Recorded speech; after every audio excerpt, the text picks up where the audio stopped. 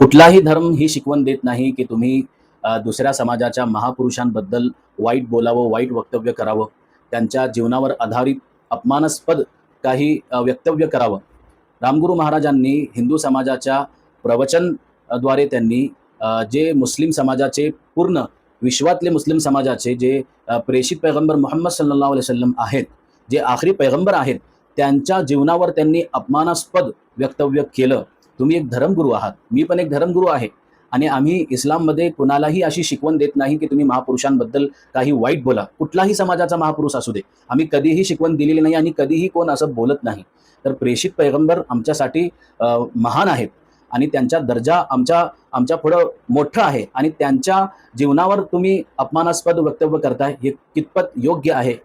तर आमची मुस्लिम समाजाच्या तर्फे ही मागणी आहे की अशा धर्मगुरूंवर कारवाई व्हायला पाहिजे आणि ह्याच्यावर काहीतरी कायदा बनायला पाहिजे आणि त्यांना कडक शिक्षा व्हायला पाहिजे.